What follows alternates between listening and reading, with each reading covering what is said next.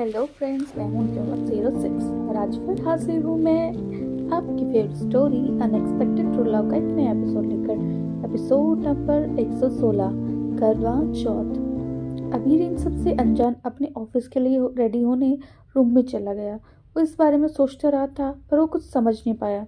धवनी उसके पीछे कॉफ़ी लेकर आई। अबीर शर्ट निकाल कर नहाने के लिए जाने लगा, तभी धवनी कॉफ़ी लेकर आ गई।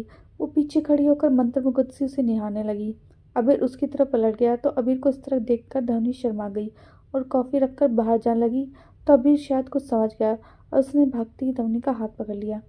धवनी ने घबराकर अपनी आंखें बंद कर ली। पता नहीं अबीर के छूने से क्या हो जाता था, वो खुद को सिहरने से रोक नहीं पाती थी।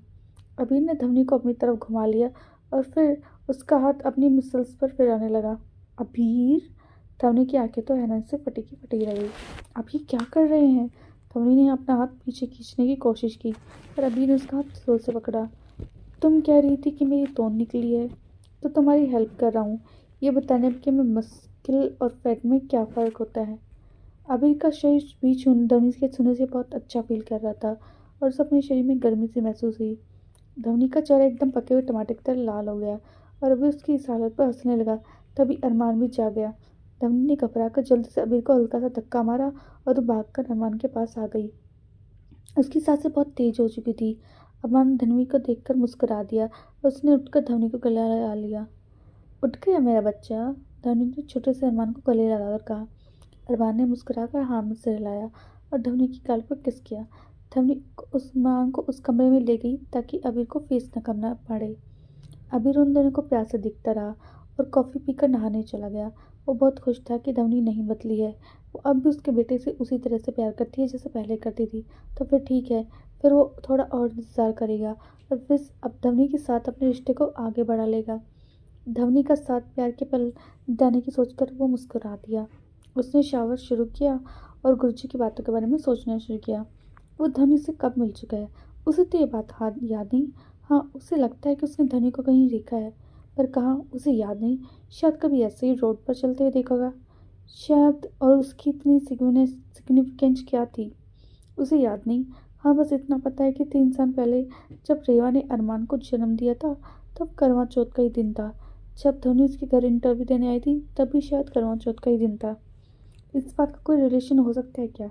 उसने ज़्यादा नहीं सोचा और बाथरूम से बाहर आ गया। वो जल्दी ही रेडी होकर ब्रेकफास्ट करने के लिए नीचे आ गया।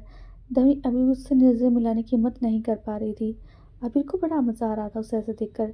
दादी भी जैसे कुछ समझ गई, उन दोनों को ऐसे देखकर और मुस्कुरा दी। धवनी अरमान को गोद में बिठाकर खाना खिलाने लगी। अबीर ने देखा कि खुद कुछ नहीं खा रही थी। वो बोला, तुम्हारी प्लेट कहाँ है, तुम क्यों नहीं खा रही? धवनी का जवाब देने से पहले दादी बीच में बोली, अरे ओ अकल के धंधे, आज उसका फास्ट है, दिमाग कहाँ है तेरा? क्या दिन है आज? दादी थोड़ा चिढ़कर बोली। अभी ने सोचा, उससे याद आया कि दादी ने बताया था कि करवा चौथ है। तो वो धवनी को हैरानी से देखने लगा। क्या सच में उसने उसके लिए करवा चौथ का व्रत रखा है? उसे ये सोचकर बहुत अच्छा लगा और उसकी सलामती की परवाह कोई कर रहा है। फिर उसने सोचा कि शायद धवनी ने अपने मन से नहीं, दादी के कहने से ऐसा कर रही है। ये सोचकर अभी को काफ़ी बुरा लगा और धनी पर तरस आया। वो उसकी वजह से इस नकली रिश्ते में फंसी हुई है और उसकी वजह से ये सब कर रही है, बेचारी। जैसे ही दादी उठकर जाने लगी, अबीर ने धनी से बोला, तुम्हें सब करने की कोई ज़रूरत नहीं है और कुछ खा लेना, ओके? ये कहकर वो चला गया।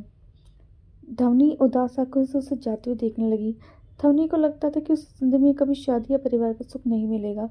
उसका दिल ये सोचकर दुख से भर जाता था, पर उस भगवान ने इस अभागे पर तरस खाया था। उसे एक शादी का रिश्ता दिया। भले ही इस रिश्ते के लिए अबीर के लिए कोई मायने नहीं रखते थे, पर वो इस रिश्ते को दिल से निभा लेगी। वो इस रिश्ते को पूरी शिद्दत से निभा लेगी। धनी ने अच्छी तरह से व्रत रखा और उस दादी के कहने पर अबीर भी जल्दी आ गया था। अबीर चेंज करने के लिए रूम में आया तो धनी वहाँ नहीं थी, पर उसके चेंज करने के लिए कपड़े बेड पर रखे थे। वो मुस्कुरा दिया और चेंज करके बाहर आया।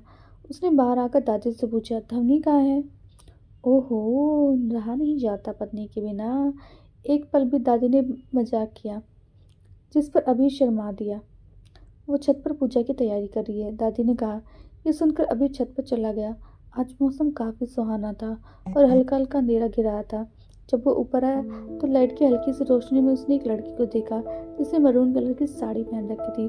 जिसकी पीठ उसकी तरफ थी। डीप नेक ब्लाउज में दिखती पीठ और साइज से कमर, जिस तरह से उसके बाल लहरा रहे थे, अबीर का मन ललचा रही थी। अबीर खुद को कंट्रोल नहीं कर पाया और उसने पीछे से जाकर धवनी को जोर से हक कर लिया। धवनी तो हैरान रह गई, ऐसा कुछ होने की उसे उम्मीद नहीं थी। उसने पीछे मुड़कर देखा तो अबीर की सांसें अपने कंधों पर महसूस की। अबीर, आप ये क्या कर रहे हैं?